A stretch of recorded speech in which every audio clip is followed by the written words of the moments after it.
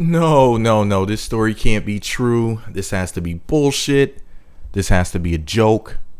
There has to be, Ashton Kutcher is going to pop up out of the screen and say, "You've been punked." So the name of this news article is Nana Whale Murder Suspect Says Jay Z Possessed His Body.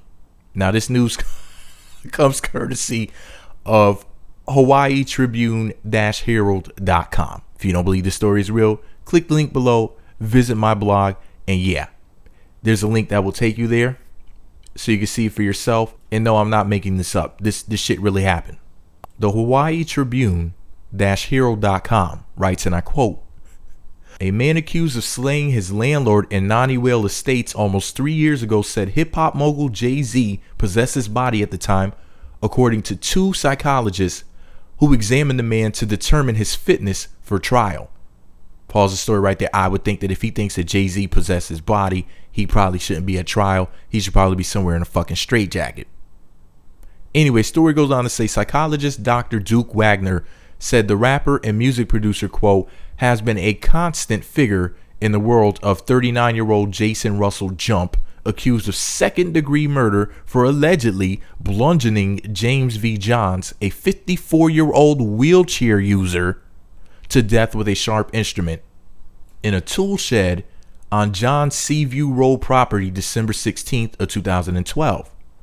Wagner testified Friday in Hilo District Court that Jump said authorities should, quote, "put Jay Z in prison for the murder of James John and put other Illuminati who've been attacking Jump in prison too." The contested fitness hearing requested by Jump's court-appointed attorney, Stanton Oshiro, is because examiners are split 2-1 in favor of finding Jump, who was previously found unfit to stand trial, fit for trial. Pause the story. Wait a second. So the guy who stabbed somebody, or bludgeoned somebody rather, in the forehead with a fucking sharp object in a tool shed, who was a wheelchair user, is fit to stand trial according to two people? I think that these people aren't fit to be in court either. Anyway, back to the story. Jump, who is confined at Hawaii State Hospital, was present at the hearing. He didn't testify, but occasionally leaned over to talk to Oshiro during proceedings. Wagner opined Jump is unfit for trial. He said Jump suffers from persecutory delusional disorder and said he doesn't believe Jump to be malingering or faking symptoms of mental illness. Quote, "I think the consistency of psychotic symptoms, and especially something that's delusional in nature, is hard to maintain the nature and let's say the exactness of the content," Wagner said.